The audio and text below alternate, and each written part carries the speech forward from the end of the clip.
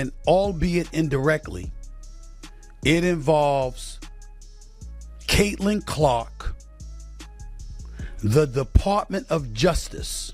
Stephen A. Smith just lit a match in a room full of gasoline, and the WNBA felt the heat instantly, because when he spoke, it sounded a lot like Caitlin Clark had already mentally walked away.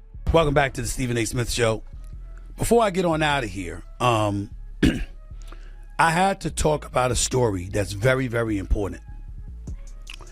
And albeit indirectly, what Stephen A. Smith did was not break news in the traditional sense, but it was far more dangerous than that. He connected dots that league executives, union leaders, and veteran players have been desperately hoping the public would never line up. And once those dots connected, the picture became impossible to ignore. This was no longer about contracts, no longer about fairness, no longer even about basketball. This was about leverage, power, ego, and the quiet realization that the most valuable asset in women's basketball may no longer feel obligated to stick around. But one thing I will not do is take credit for this.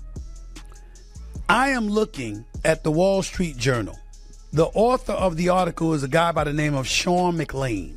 The chaos began the moment the WNBA Players Association chose to detonate its own safety net. Opting out of the collective bargaining agreement 2 full years ahead of schedule was not a negotiation tactic, it was a declaration of war. It told owners, broadcasters, sponsors, and fans that stability was optional and pressure was the preferred strategy. The union believed the timing was perfect because the league was finally visible, finally trending, finally cashing checks that did not bounce. But what Stephen A. pointed out, with surgical precision, is that visibility does not equal sustainability, and momentum does not equal immunity from collapse. The opening couple of graphs, because I want you to hear the impact of this. This is serious. This is serious. And I could say it for my team here. Here is the uncomfortable truth that made everyone squirm. The league's recent explosion in ratings, ticket sales, and national relevance is incredibly new. We are not talking about decades of profitability or a long runway of guaranteed revenue. We are talking about a fragile upswing that is still learning how to stand, and the union decided that was the exact moment to rip the floorboards up and demand a bigger house. Stephen A. framed it bluntly. You do not strong-arm a business that just learned how to breathe on its own. You especially do not do it while alienating the very figure drawing oxygen into the room. And the footage and the receipts to back me up. I could be in that I told you so mode. I really, really could. But I ain't gonna do that because I'm in a good mood. I'm gonna be chill. But I could be saying I told you so. This is where Caitlin Clark enters the story in a way that makes everyone uncomfortable. Not because she held a press conference, not because she issued a statement, but because she did absolutely nothing, and that nothing screamed louder than any protest ever could.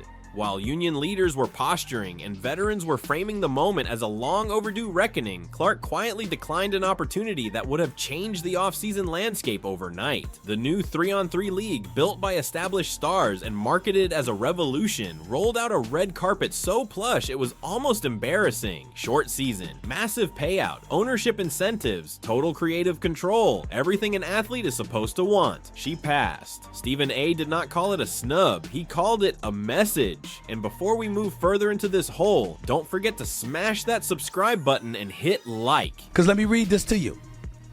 Caitlin Clark has done for the women's NBA what Michael Jordan once did for the NBA. Made it more valuable. When someone with Clark's market power turns down a 7-figure offer with minimal physical risk, it is not about money. It is about boundaries, signaling independence, and refusing to lend your gravity to a system you no longer trust. The shockwave from that decision has not fully surfaced yet, but insiders already know what it means. Television partners were watching, sponsors were waiting, investors were calculating projected value based on one variable above all others: her presence. Without her, the equation changes drastically. And Clark knew that before she said no. Stephen A. went even further, implying that this was not just an offseason decision but a philosophical one. Clark is not rebelling, she is disengaging. There is a difference, and it is far more dangerous. Rebellion can be managed, disengagement cannot. Marketable. Instead of protecting its transformative star, the league's leadership ignores the relentless targeting of Ms. Clark. treating its greatest. What makes this moment explosive is the imbalance of dependency. The average WNBA player desperately needs the next CBA to hit big. Salaries still lag behind other professional sports. Overseas play remains a necessity for many. Benefits, pensions, and post-career security are legitimate concerns.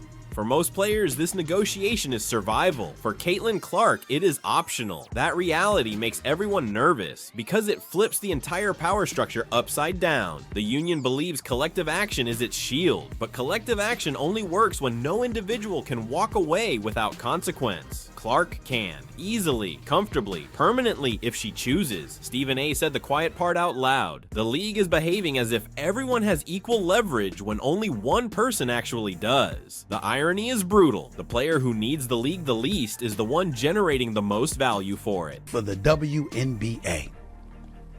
Since she joined the league last year, Ms. Clark's impact has been seismic. Merchandise said, "This is where resentment starts to ferment. From the very beginning, Clark's arrival triggered a psychological fracture that the league never addressed. Before she even logged a professional minute, the tone was set by dismissive comments, subtle warnings, and an undercurrent of wait your turn energy. The message was not competitive, it was territorial. Veterans felt erased by the attention she received, and instead of leadership stepping in to manage that tension, it was allowed to harden. On the court, that tension translated into physicality that blurred the line between intensity and hostility. Off the court, it turned into constant reframing of narratives, as if acknowledging her impact somehow diminished everyone else's contributions. Stephen A. didn't mince words about this either. You cannot market resentment and expect growth. You cannot sell unity while tolerating division. The union's gamble assumes that fans are emotionally invested in the league as an institution. Stephen A. argues the data says otherwise. Casual viewers did not show up because of labor history or collective struggle. They showed up because one player changed the viewing experience. She made games feel urgent. She made moments feel viral. She made people care. And now those same fans are watching the league drift toward instability, while the star they came to see steps further away from the center of the chaos. Here's another layer that makes executives sweat. Clark's financial ecosystem does not require basketball at all. Endorsement revenue dwarfs her salary. Media opportunities await her whenever she wants them. Broadcasting, analysis, global exhibitions, brand collaborations, even cross-sport ventures are on the table. Stephen A. made it clear that walking away would not be a sacrifice for her. It would be a pivot. That changes how negotiations are perceived. When the union threatens disruption, it assumes pain will be shared. But the pain is asymmetrical. A lockout hurts players living contract to contract. It hurts staff. It hurts rookies trying to establish themselves. It does not hurt someone whose income streams exist entirely outside the league. Stephen A. described it as a high-stakes game of chicken where one driver is in a tank and the other is in a sports car with an eject button. And the eject button has already been tested. Clark choosing rest, family, and distance over off-season exposure was not a coincidence. It was preservation, mental, physical, and emotional. The constant scrutiny, the expectation to carry an entire league, the unspoken obligation to absorb criticism quietly, all of it adds up. Stephen A. hinted that this step back may be about protecting her joy before the game takes it from her entirely. History tells us how this can end. Stars have walked away before when the environment outweighed the reward. They were not weak, they were self-aware, and Clark has shown a level of self-awareness that should terrify anyone assuming she will endure dysfunction out of loyalty. Another uncomfortable reality Stephen A. raised is the international angle. The WNBA is no longer the only stage. Global markets are watching closely. Exhibition offers, international tours, short-term contracts with massive payouts. If domestic basketball becomes unstable, the world becomes an open door. Clark does not need permanence. She needs platforms. The union's timing looks even more reckless in that context. Instead of consolidating growth, they have injected uncertainty. Instead of protecting their most valuable draw, they have allowed her to feel expendable. Stephen A. framed it as a catastrophic misunderstanding of how modern sports economics work, and one of the most cutting observations Stephen A. made was about gratitude, or rather, the absence of it. Progress always benefits the next generation more than the last. That is not injustice. That is evolution. The league finally finally crossed thresholds that veterans fought decades to reach, and instead of recognizing that a new catalyst accelerated the timeline, the response was defensiveness. The result is a league eating itself during its most visible moment. If negotiations spiral into a stoppage, the optics will be devastating. Fans who just arrived will leave just as quickly, sponsors will hesitate, networks will reconsider commitments, and the narrative will crystallize around one haunting question: how did a league finally break through, only to fracture immediately afterward? So let us know your views in the comments below.